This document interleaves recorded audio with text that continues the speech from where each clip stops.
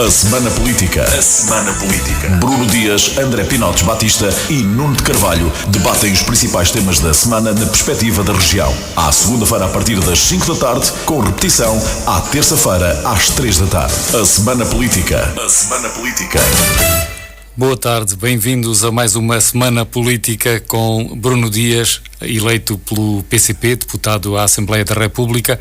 André Pinotes Batista, eleito pelo PS, também faz parte deste painel, mas hoje não está connosco, encontra-se no estrangeiro e não consegue participar.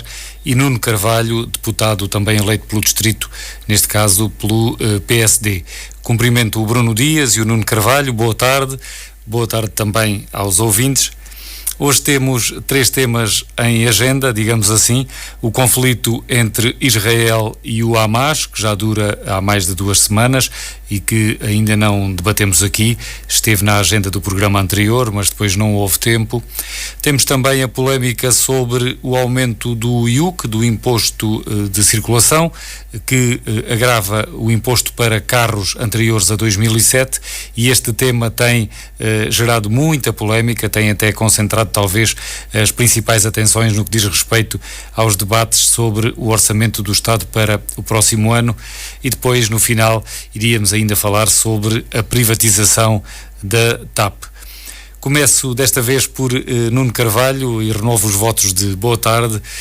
Nuno Carvalho, sobre este conflito entre Israel e o Hamas, como é que tem vindo a acompanhar aquilo que parece uma escalada do conflito? Antes de mais, boa tarde, Francisco Rito, e também ao Bruno Dias, e naturalmente também aqui aos nossos ouvintes.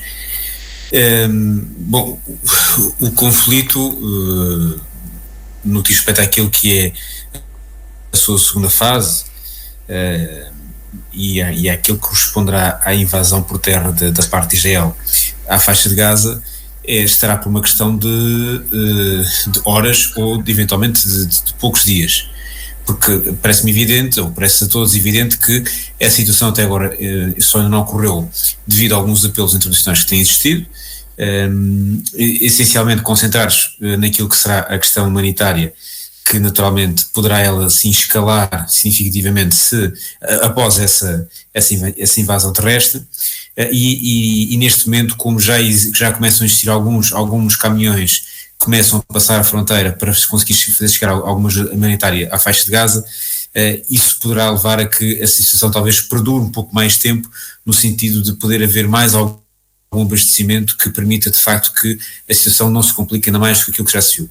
Agora, a invasão via terrestre da parte de Israel, essa vai ocorrer com toda a certeza, sendo que apenas a questão humanitária e os apelos internacionais com base nessa mesma situação é que agora o têm evitado.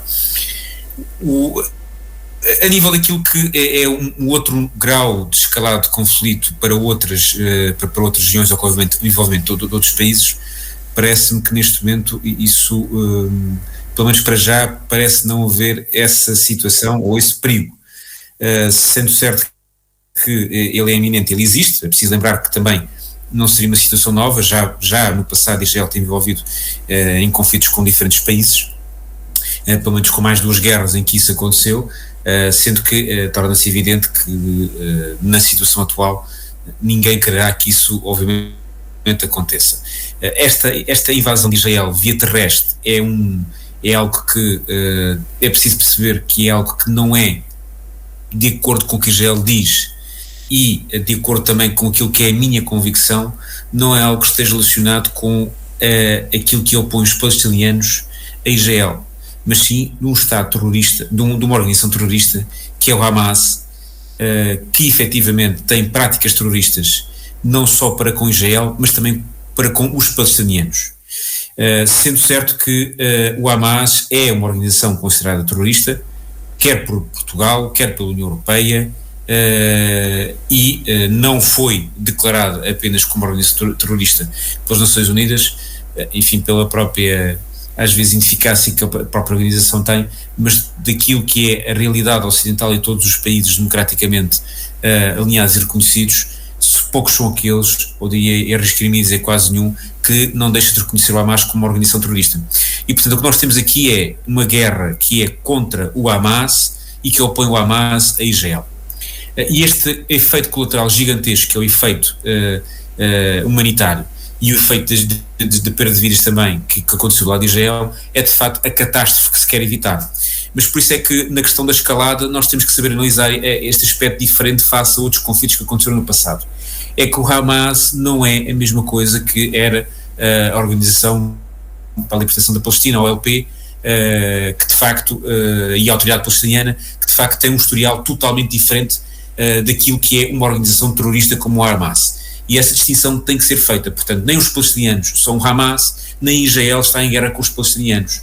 E essa diferença é muito grande num outro ponto de vista político, ou geopolítico, se assim quisermos entender. É que o Hamas é essencialmente alimentado daquilo que é a sua realidade da região enfim, do ponto de vista logístico e militar, por um país, que é o Irão, do ponto de vista político, com alguma importância da parte do Qatar, mas não deixa de ser uma organização que outros países, inclusive bem perto do Hamas, ou do Hamas está neste momento na faixa de Gaza, não o veem com bons olhos, como é o caso do Egito. O Egito até há bem pouco tempo alterou a sua situação política, onde a Irmandade Muçulmana, que é uma vertente extremista da parte daquilo que é a realidade do mundo muçulmano, que não representa nem de perto nem de longe a maioria, mas de facto que era um braço, por assim dizer, um ramo extremista, e que foi efetivamente retirado do poder no Egito. Mas o Hamas tinha fortes afinidades com a Irmandade Muçulmana, é aliás uma deriva dessa mesma realidade, neste caso aplicado ao caso da faixa de Gaza, e por isso mesmo o Hamas, pelo Egito, mas também por vários outros países do Médio Oriente, não é uma organização tão bem vista quanto isso, aliás, nem é mesmo uma organização muito bem vista em muitos casos. E por isso é mais uma razão para esta questão da escalada do conflito também não se verificar nos mesmos termos. E o que nós temos aqui, para deixar bastante claro, é uma situação onde é fundamental combater uma organização terrorista o quanto antes e com a maior rapidez possível. E esse combate tem que ser feito naquilo que é efetivamente uma prática que permita minimizar ao máximo a vida de perdas humanas, mas é preciso perceber que a realidade protagonizada por uma organização terrorista não conhece outro objetivo a não ser fazer perder vidas humanas e inocentes na maior escala, com maior impacto e com maior horror possível. E, portanto, é quase impossível não combater, porque não combater significa pura e simplesmente deixar inocentes morrer do lado de Israel ou do lado de qualquer outro país que que defenda uma realidade, por exemplo, de dois Estados, como é o caso de vários países democratas e várias organizações democratas pelo mundo fora, que defendem a realidade dos dois Estados, de Palestina e de Israel, e que essa é uma realidade que o Hamas está contra. E, portanto, é preciso perceber que o Hamas considera que qualquer pessoa, ou organização, ou país que defenda os dois Estados é seu inimigo, o que significa que é uma ameaça também ao mesmo nível que é Israel. E por isso é efetivamente o mundo ocidental, o mundo democrático, está confrontado com uma realidade em que Israel está na linha da frente e que infelizmente não se vê outra solução senão ter que ir para um conflito contra uma organização quanto esta. Esperemos que de facto que haja o máximo de minimização possível no que diz respeito à perda de vidas humanas. E ia-lhe perguntar isso, Nuno Carvalho, mas sim, mas já agora, porque estava a falar nisso, tentar minimizar as perdas de vidas humanas, mas parece-lhe que esta resposta de Israel tem sido proporcional ou adequada a esse princípio de tentar poupar os civis? Há que separar duas situações. A primeira é a forma como Israel podia responder. É preciso perceber que poderia ser muito mais devastador do que é aquela que responde. Isso não significa que usar apenas uma parte da sua força seja proporcional. Agora, vamos entender algo de forma evidente. Não há uma forma, diria eu, absolutamente infalível para responder a este tipo de ataques sem causar danos colaterais, do ponto de vista material e, infelizmente, muitas vezes sem causar perdas de vidas humanas. Agora, algo que também se torna evidente é que há dúvidas quanto àquilo que são a perda de vidas humanas, que são da responsabilidade de Israel, e outras que são da responsabilidade, isto dentro da faixa de Gaza, do próprio Hamas. E por isso, eu creio que todos nós entendemos algo de forma clara e evidente. Se amanhã Israel deixasse de fazer qualquer tipo de iniciativa militar, sejam ela inclusive até bombardeamentos sobre a faixa de Gaza, isso não impede o Hamas de bombardear Israel. E não impede o Hamas de inclusive cometer erros como aquele que parece que pode ter acontecido no caso do hospital. E por isso vamos entender que é difícil calcular uma resposta mitigada, mas é evidente que Israel não está a fazer uma resposta que não tenha esse cálculo para não usar a totalidade da sua força. E por isso, se isso à mesma é proporcional ou não tenho experiência militar suficiente para o poder dizer. Eu conheço Israel, não conheço a faixa de Gaza, portanto tenho uma noção do que é o país e tenho uma noção clara e evidente que é um país em que a sua população não procura guerra, nem nunca procurou guerra, preferia muito mais uma situação de paz. E portanto estou aqui a distinguir aquilo que até é a realidade política de Israel, que é muito conflituosa, se bem que agora há um governo de unidade, mas é uma realidade política onde o combate político é muito agressivo do ponto de vista político, do debate público, mas a população israelita é uma população que naturalmente é pacífica e que não queria, nem de perto nem de longe, que houvesse guerra. Da mesma forma como a esmagadora maioria da população da Palestina também não queria que houvesse esta guerra. Portanto, ela está a ser provocada pelo Hamas, com o máximo que o Hamas consegue fazer, e está a procurar ser combatida com Israel com o máximo cuidado, e isso eu acredito, com o máximo cuidado que pode ter, no sentido de minimizar as vidas humanas. Mas é preciso percebermos que o pior ainda não chegou. E isso é o de facto que me assusta, e esperemos que a ajuda humanitária chegue com a maior rapidez possível ao terreno para mitigar a situação de catástrofe que nós estamos a assistir na faixa de Gaza. Bruno Dias, também a mesma pergunta, que opinião é que tem sobre este conflito que já leva 2 semanas? Olá, boa tarde, Francisco Alves Rito, boa tarde a todos. Eu queria só começar por corrigir duas coisas. Primeiro, isto não é um conflito entre Israel e o Hamas. Isto é uma guerra de Israel contra a Palestina. Isto não é uma guerra com o Hamas, porque os 29 trabalhadores das Nações Unidas que foram assassinados pelas bombas não são do Hamas, são das Nações Unidas. E também não são palestinianos? Não percebi. Também não são palestinianos? Por acaso estão. Por acaso são, sim. Por acaso a maior parte deles são trabalhadores da faixa de Gaza, muitos deles professores, outros profissionais de saúde e muitos estrangeiros, que de facto não são palestinianos, são trabalhadores das Nações Unidas e que estão ali a enfrentar um pesadelo de uma agressão como nós nunca vimos, uma agressão como nós nunca vimos, nem sequer ao longo destes anos. E esta é a segunda correção. Isto não é um conflito que leva 2 semanas, isto é um conflito que leva 75 anos. Este conflito leva mesmo 75 anos porque Gaza já foi bombardeada muitas vezes. E já teve pessoas que levavam cadeiras e taças de pipocas e garrafas de bebidas para comemorar os bombardeamentos de Gaza ao longo de muitos anos, ao longo de muito tempo.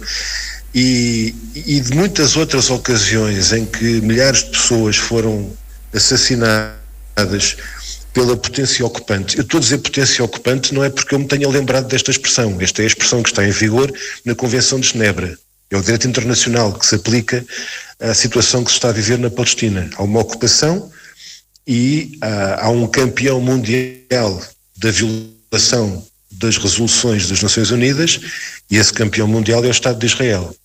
E, portanto, nós estamos perante uma guerra de Israel contra a Palestina em que a imensa maioria da população civil, que é a população civil da zona da faixa de Gaza, está a morrer, não é com tiros de snipers. Isso foi há 1 ano e há 2 anos. E houve manifestações pacíficas que foram varridas a tiros de metralhadora, como a gente já viu na faixa de Gaza. E quando as populações são tratadas como são ao longo de tantos anos, mesmo no momento em que fazem a sua resistência pacífica, eu tive amigos palestinianos que não têm nada a ver com o Hamas ou com qualquer outra organização dessas, e que disseram isto não era uma questão de sim ou não, era uma questão de quando é que isto ia acontecer, estava-se mesmo a ver.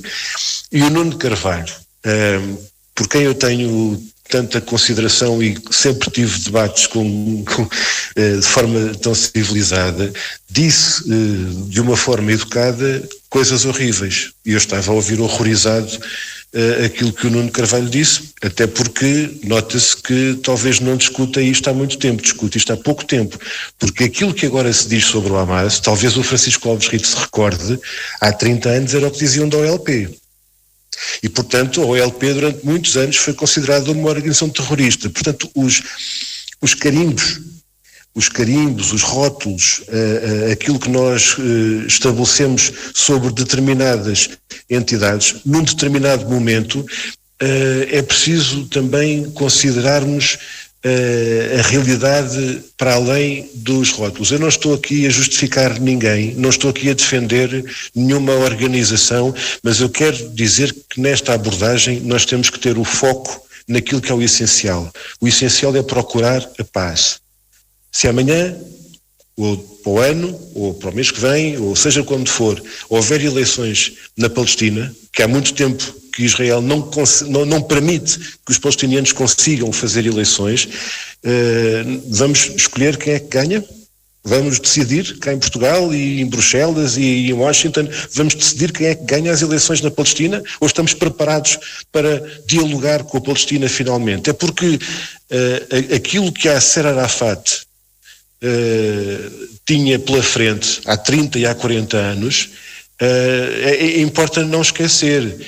E como dizia alguém a semana passada, vamos imaginar um mundo sem o Hamas. Vamos imaginar que não havia um Hamas. E agora vamos imaginar esse mundo e vamos dar-lhe um nome. E vamos chamar a essa terra sem Hamas a Cisjordânia. A Cisjordânia é governada pela autoridade palestiniana, pela OLP, e o ano passado, 2022, foi o ano contabilizado pela ONU que na história mais palestinianos mortos teve assassinado pelas forças de ocupação. Ou seja, o Nuno Carvalho, aquilo que viu em Israel, portanto, o Nuno Carvalho esteve em Israel e a população que viu é pacífica e não quer esta guerra. Pois aquilo que eu vi na Palestina mais do que uma vez é um filme de terror em que os ocupantes do Estado de Israel estão a colocar uma situação absolutamente indescritível cotidianamente às populações civis. E, portanto, quando nós vemos a situação que está hoje a acontecer naquela terra, ao fim de 75 anos de horror, é um perigo para a humanidade. Não é só um perigo para aquela população que está a sofrer crimes de guerra. Convenhamos, vamos lá falar das coisas como elas são. O Nuno Carvalho diz que não tem condições porque não é especialista militar. Nenhum de nós é especialista militar. E a gente também sabe que podemos sempre encontrar coisa pior. Sim, podia-se dizer, Israel não está a usar a bomba nuclear. Eles têm bombas atómicas, deve ser o único país do mundo que não lhe acontece nada por ter arsenal nuclear, mas ainda não usou. Tudo bem. Mas então é adequado assumidamente e em público dizer que cortamos a eletricidade e a água e a comida? Isto é uma punição coletiva. A punição coletiva é um crime de guerra, é uma violação da Convenção de Genebra. Quando se utiliza fósforo branco sobre as populações, é uma arma proibida, é um crime de guerra, é uma violação da Convenção de Genebra.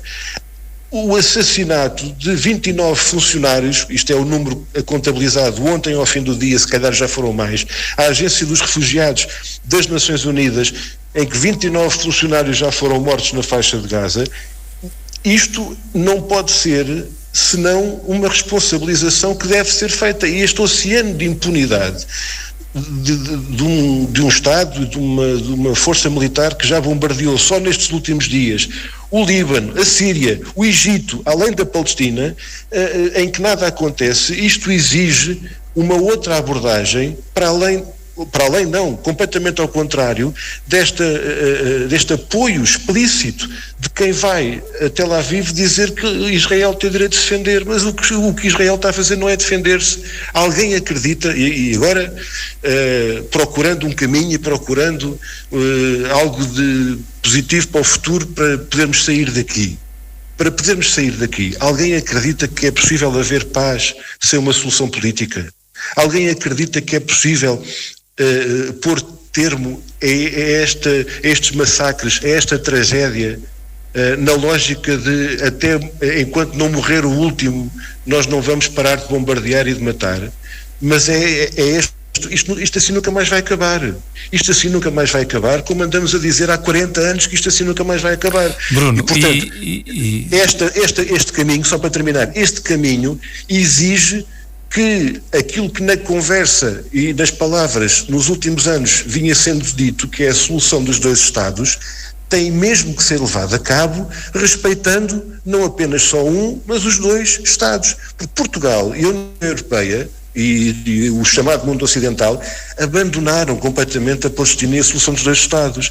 Eu quero já agora perguntar, e pergunto mesmo, que eu nunca ouvi o Nuno Carvalho pronunciar-se sobre isto: qual é a opinião que tem sobre Portugal e a União Europeia, também já agora, ainda hoje não reconhecer o Estado da Palestina? Defende uma solução de dois Estados, mas não reconhece um deles. Como é que isto é possível? Já vamos dar oportunidade ao Nuno Carvalho para responder.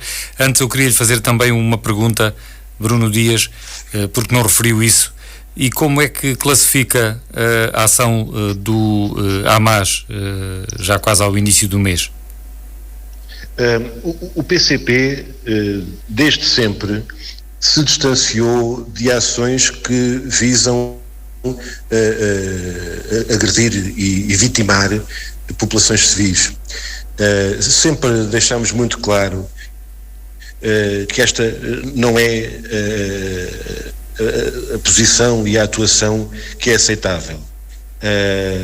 Além do mais, não deixamos de lembrar que numa altura em que a OLP, que o Nuno Carvalho aqui lembrou que é completamente diferente e que tem outro posicionamento hoje em dia, e que a autoridade palestiniana, no momento em que a OLP e a autoridade palestiniana estavam com outra intervenção e outra capacidade, foi, segundo responsáveis de Israel já assumidamente afirmado, com o apoio de Israel, que o Hamas se posicionou no terreno e se assumiu como principal força opositora interna à OLP e à autoridade palestiniana.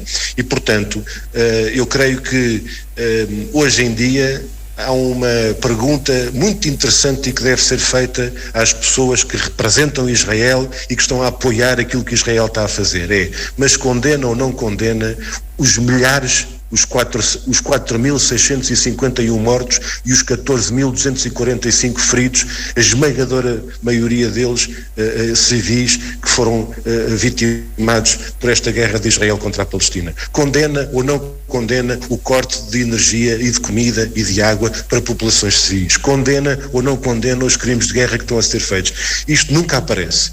Mas pede-se aos que são solidários com a Palestina, com o povo palestiniano, e que se opõem a este massacre e a esta tragédia, pedem sempre uma condenação como se fosse para validar e autorizar a posição de solidariedade para com o povo palestiniano. E é por isso que eu digo, isto não é uma guerra de Israel com o Hamas, isto é uma guerra de Israel contra a Palestina e tem que parar. Isto tem de parar, tem que haver um ponto final a isto.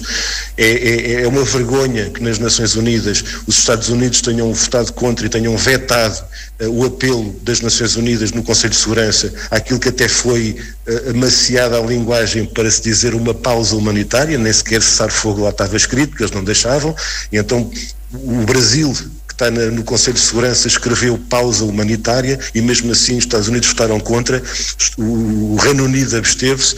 Isto é inacreditável aquilo que está a acontecer. Nuno Carvalho quer responder à pergunta de Bruno Dias, do que é que acha de Portugal e a União Europeia ainda não terem reconhecido o Estado da Palestina? Bem, eu acho que é preciso fazer aqui este debate com o seu devido contexto atual, mas com o seu devido contexto histórico. Em primeiro lugar, no contexto atual, para não fugir diretamente à pergunta, toda a gente sabe e percebe que a paz na região, a paz daquilo que é um conflito que dura décadas, só irá acontecer com, de facto, um Estado da Palestina a ser estabelecido e existir. Agora, nós não podemos falar como se isso já não tivesse sido tentado anteriormente. Sempre que houve conflitos, desde a batalha última, mais conhecida, Yom Kippur, aquela que durou 20 e tal dias, que o Egito liderou, Israel retirou no final desses territórios, e parte desses territórios, que o Bruno ainda agora acabou de mencionar, foram territórios onde estava o OLP e foram utilizados não para estabelecer o Estado da Palestina, que podia ter acontecido, que era um dos pressupostos, mas para colocar bases de ataque para destruir Israel. E vamos aqui saber distinguir dois tipos de pessoas envolvidas nisto tudo. Há as pessoas que querem reconhecer o Estado da Palestina e o Estado de Israel. E há pessoas que não querem reconhecer nem o Estado da Palestina e outras nem querem reconhecer o Estado de Israel. Portanto, há organizações que acreditam que Israel não deve existir. Há organizações e há pessoas, e há inclusive países que não reconhecem a existência de Israel e acreditam apenas na sua destruição absoluta. Portanto, nós quando falamos de dois Estados é porque nós também queremos defender os israelitas, tal como queremos defender os palestinianos. E é importante dizer, quando se responde a isto que o Bruno diz, e que eu acho que de facto era a única solução, que era existir um Estado da Palestina, é preciso perceber que isso não implica a eliminação de nenhum dos outros, nem dos palestinianos, nem dos israelitas.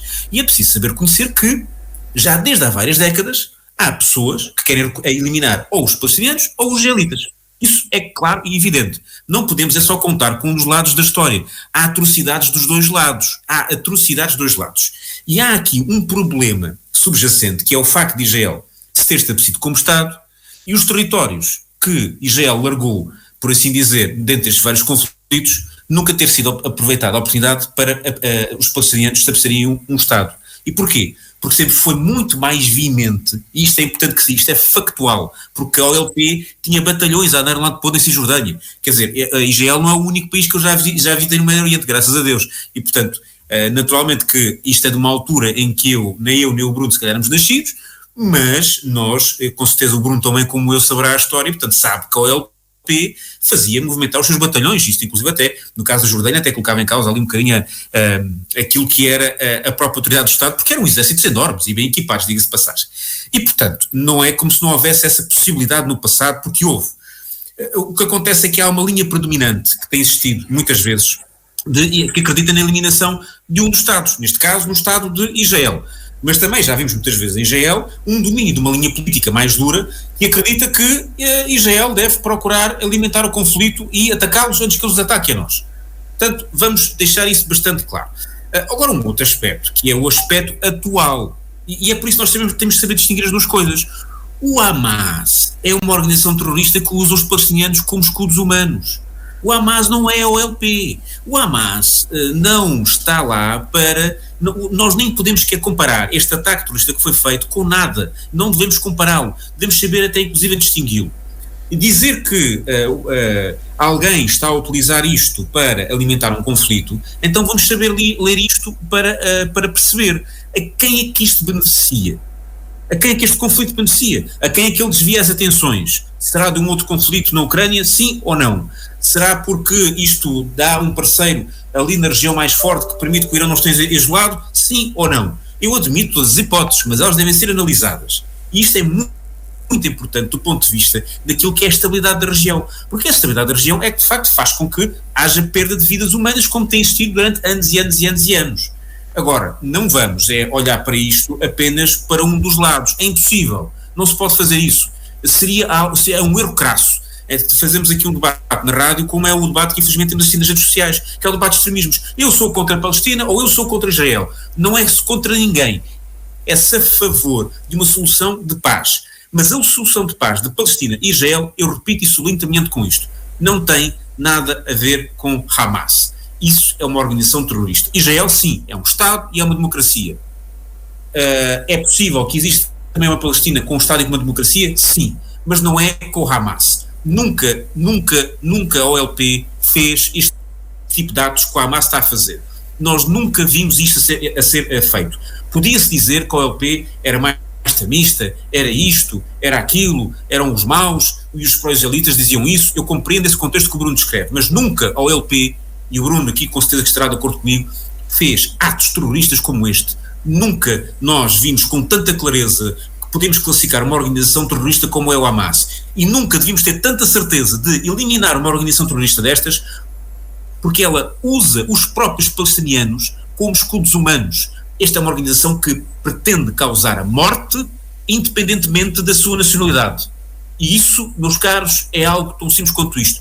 São terroristas, com todas as palavras e mais algumas. E devemos saber distinguir isto de qualquer uma das partes que está em conflito há anos e que opõe os palestinianos aos israelitas. Isso nós devemos distinguir em absoluto. Deviam ser os próprios palestinianos e os próprios israelitas a juntarem-se para eliminar pessoas que estão disponíveis para terminar vidas humanas com esta facilidade e com esta malvadez e atrocidade que nós vimos, quer da parte daquilo que vemos dentro da faixa de Gaza, quer da parte que vimos com os ataques perpetuados em território israelita. E já levamos quase meia hora com este tema. Bruno, presumo que quer ainda dizer mais qualquer coisa, mas se for o caso, pedi-lhe que fosse mesmo muito rápido. Sim, um apontamento muito rápido. Sim. O Nuno Carvalho, de uma forma honesta, veio fazer a diferenciação para o papel da OLP relativamente a este processo e em relação a toda esta história. E sublinhou que nunca a OLP fez isto. Ora bem, e no entanto, Yasser Arafat esteve cercado, digamos assim, no quartel-general em Ramallah, não na faixa de Gaza, mas na Cisjordânia, edifício que eu visitei mais tarde e vi ainda os efeitos do bombardeamento que a OLP sofreu e que a Palestina sofreu por um governo que na altura era tão extremista e tão extrema-direita como este, na altura era Ariel Sharon, já morreu. Agora Netanyahu, de repente parece que toda a gente se esqueceu quem é Netanyahu e quem é que são os ministros neofascistas de extrema-direita que estão no governo de Israel a promover estas ações. Portanto, eu creio que esta discussão deve ser feita essencialmente no sentido daquilo que é preciso fazer.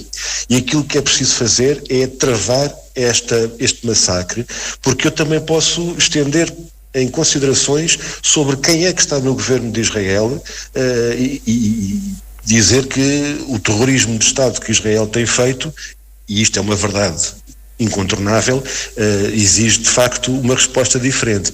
Agora, se nós defendermos, e passo a citar, uma solução de dois Estados, vivendo Israel e Palestina, vivendo em paz e em segurança, nos termos do direito internacional e das resoluções da ONU, com as fronteiras internacionalmente reconhecidas, sabem quem é que não concorda com isto? É Israel, porque Israel não aceita cumprir as resoluções da ONU e não aceita as fronteiras internacionalmente reconhecidas, tal como o próprio Netanyahu, na última Assembleia Geral das Nações Unidas, apresentou o mapa do Médio Oriente com o mapa de Israel sem existir Palestina ali. E, portanto, nós estamos com um problema em que a política, tal como tem vindo a ser seguida até agora, quer pelo Estado português, quer pela União Europeia, não é um contributo sério para a paz no Médio Oriente e para a resolução destes problemas e desta tragédia que está a acontecer. Nós não podemos continuar a fazer tudo como antes, mundos e fundos para apoiar e fazer parcerias com o Estado de Israel e com aquele governo de extrema-direita que ali está, como se estivesse tudo normal, e depois dizer que vamos mandar mais umas centenas de milhares de euros para a Palestina para fazer mais umas escolas e umas bibliotecas e uns centros de saúde para depois serem outra vez bombardeados e destruídos. Isto não pode continuar. Temos mesmo que apelar à paz e ao fim da ocupação, porque é com o fim da ocupação que a paz vai ser possível e não de outra maneira. E vamos avançar agora para um outro tema no programa de hoje, a Semana Política, e é uma pena faltar hoje André Pinotes Batista, do PS, teve um impedimento, está no estrangeiro, não consegue estar connosco, porque o tema que vamos discutir agora também requeria, como é evidente, uma posição do lado da maioria que governa. É a polémica sobre o aumento do IUC, que agrava o imposto de circulação para os carros anteriores a 2007. Nuno Carvalho, começando novamente por si, também pelo que o Bruno Dias acabou agora de falar, embora sobre outro assunto, percebe esta polémica sobre o IUC que se tem destacado no debate do conjunto do Orçamento de Estado? Acha que é tema para esta importância que lhe está a ser atribuída por comentadores e pela opinião pública? Percebo, Francisco Rito, percebo e percebo até porque, em primeiro lugar, é um exemplo e eu creio aqui até para fazer justiça, eu creio que no nosso debate, nosso programa semanal, a primeira pessoa até a colocar este tema foi o Bruno Dias, se não estou em erro, e percebi até imediatamente na altura quando ele colocou, porque eu próprio também já estava atento ao mesmo, mas também percebi porque é que ele o trouxe como um dos exemplos do Orçamento de Estado. Não é porque de facto seja uma das linhas mestras, mas porque exemplifica uma forma de tributação que é cega. E vamos lá ver, os impostos, na forma como são distribuídos ou na forma como são aplicados, não podem ser cegos. E tem que haver aqui alguma racionalidade, alguma fundamentação para os aplicar. Portanto, aqui, se o objetivo é procurar ter um certo equilíbrio do ponto de vista daquilo que é uma medida a favor do meio ambiente, eu desafio o Governo a dizer-nos quanto é que vai poupar, quanto é que vai desincentivar, inclusive, a poluição com a aplicação desta medida. E a resposta será, com certeza, irrisória, porque as pessoas não vão correr a bater os seus carros porque eles agora têm que pagar este valor de IUC. As pessoas não vão conseguir vender os carros porque eles agora têm este valor de IUC, porque depois também ninguém os quer comprar com este ónus. E, como é evidente, ninguém vai conseguir comprar, de repente, carros que não têm esta aplicação de IUC, porque o país não nada em dinheiro e nós bem sabemos aquilo que é o valor médio salarial dos portugues. E por isso, esta medida apenas o que faz é estrangular mais.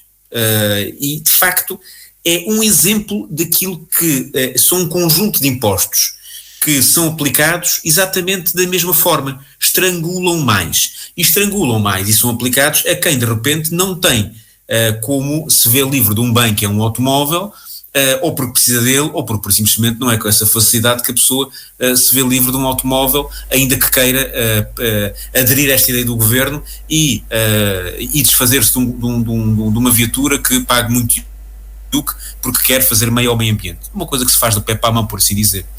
Portanto, aqui é preciso perceber, o típico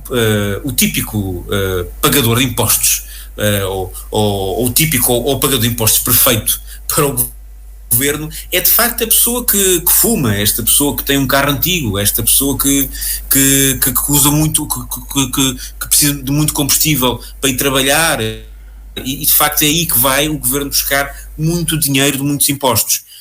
E nós, até há uns tempos aqui, porque eu não quero roubar demasiado tempo ao Bruno, só para terminar com esta ideia, nós há uns tempos aqui ouvimos sempre uma palavra da parte do Governo do Partido Socialista que era devolver rendimentos. E havia sempre uma preocupação da parte da oposição de chamar a atenção que devolver os rendimentos não é apenas no salário.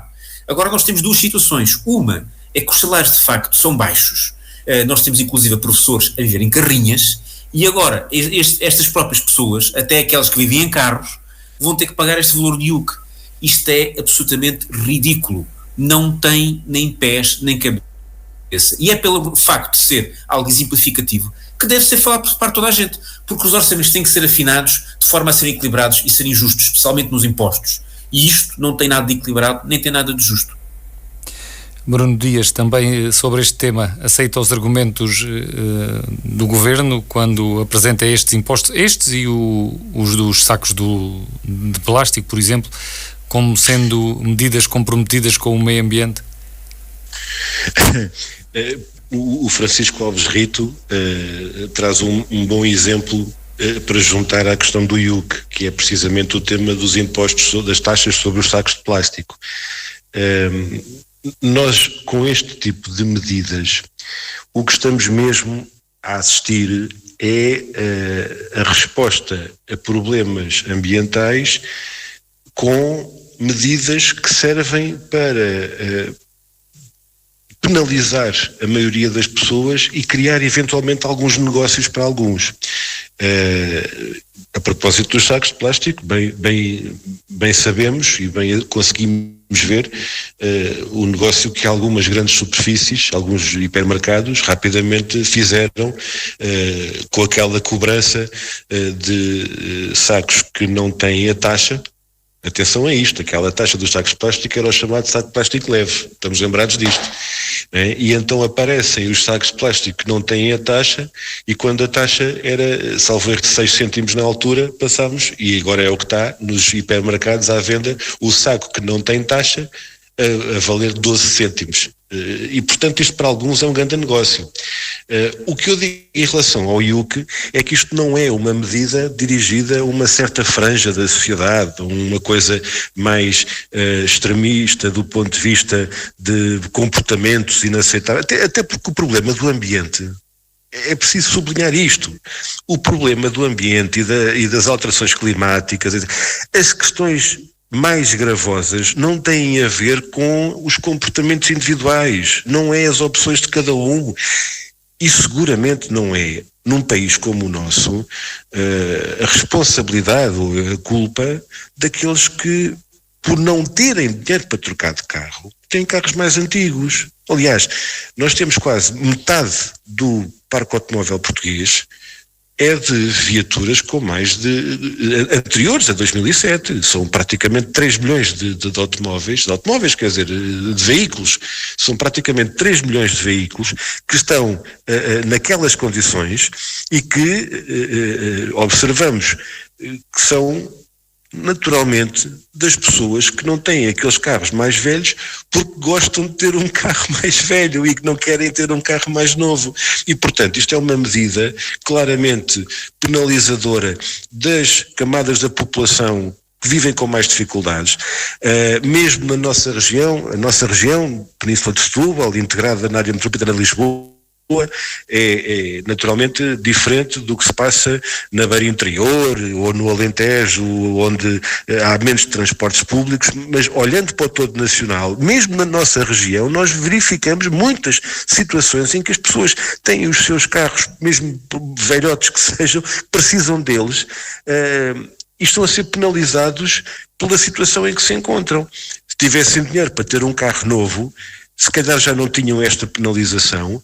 Tivessem dinheiro para um carro novo, uma viatura elétrica, ainda tinham dinheiro do Estado para subsidiar e apoiar essas compras, como muitas empresas e grupos económicos fazem investimentos na frota com avultadíssimos apoios do Estado. Portanto, o dinheiro das pessoas que vão pagar mais IUC vai servir para financiar as empresas que vão comprar veículos elétricos e que recebem grandes lucros. Portanto, tudo isto é uma injustiça fiscal, é uma política de injustiça fiscal que está aqui a ser colocada.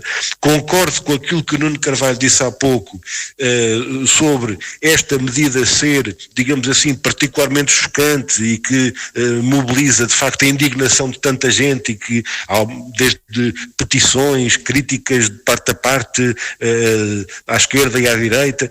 Agora, também é uma preocupação que nós temos e, portanto, quando tivermos cá outra vez no nosso debate o André Pinotes Batista e digamos uma perspectiva do lado da maioria que governa da parte do Partido Socialista, teremos também a oportunidade de discutir o Orçamento de Estado. Já começámos na semana passada, continuamos agora com este exemplo do IUC que, como o Nuno Carvalho lembrou, trouxemos a propósito como um exemplo, mas é verdade, Nuno, quer dizer, isto é um exemplo entre muitas questões que são claramente preocupantes e negativas na proposta de Orçamento de Estado, e também por isso quase que simboliza. Agora, se chegarmos ao fim do caminho e antes da votação final do Orçamento alguém disser, olha, então retire-se este aumento, este agravamento brutal do IUC, já não se fala mais no assunto, ficamos todos muito contentes com um orçamento muito mau. Espero bem que não seja isso que acontece. Nuno Carvalho, não sei se ainda quer dizer alguma coisa, já temos poucos minutos, o tema que tínhamos como terceiro fica para depois, ainda sobre este tema do IUC ou do Orçamento de Estado, ainda tem aqui cerca de um minuto, se quiser dizer alguma coisa. Sim, muito rapidamente, para dizer algo que é importante. É que nós estamos a falar do IUC e de outros impostos, mas é importante dizer que o IVA, da forma como está, quer se queira, quer não, penaliza também quem vai ter que consumir, já aqui falámos sobre isso, portanto, estes impostos relacionados com o consumo penalizam, os impostos relacionados com quem detém bens, como é o caso do IUC, penalizam, mas é importante não esquecer algo que eu acho que de facto tem passado aqui entre os pingos da chuva. É que o IRS, da forma como está, as tabelas de IRS, da forma como estão feitas e estão pensadas, há muita gente que vai pagar mais impostos em termos práticos, porque os seus salários vão subir em função da inflação e vão pagar mais impostos. E, portanto, de facto, isto é uma pena porque desvia aqui a atenção de temas que são muito mais abrangentes e muito mais penalizadores para muitas mais pessoas, mas enfim, não deixa de ser um bom exemplo. Esperemos é que este não seja o único exemplo que seja indicado e apontado e discutido na opinião pública, porque este orçamento precisa de mais correções do que isso, e no caso do IRS é preciso olhar com muita atenção. E chegamos assim ao final do programa de hoje, em que tínhamos 3 temas: o conflito Israel-Hamas ou Israelo-Palestiniano, como diz Bruno Dias, também o aumento do IUC para os carros anteriores a 2007 e, por fim, pretendíamos falar sobre a privatização da TAP. Já não houve tempo, deixamos para um futuro programa. Hoje não tivemos connosco André Pinotes Batista, eleito pelo PS, está no estrangeiro. Teve um impedimento que não lhe permitiu estar connosco no programa de hoje. Estivemos com Bruno Dias, deputado eleito pelo PCP, e Nuno Carvalho, deputado eleito pelo PSD, a quem agradeço. A Semana Política volta de hoje a 8 dias, é às segundas-feiras às 5 da tarde, com repetição às terças às 3 horas da tarde e está também disponível sempre em podcast. Até de hoje a 8 dias, uma boa semana para todos. A Semana Política. A Semana Política. Bruno Dias, André Pinotes Batista e Nuno de Carvalho debatem os principais temas da semana na perspectiva da região. À segunda-feira a partir das 5 da tarde, com repetição à terça-feira às 3 da tarde. A Semana Política. A Semana Política.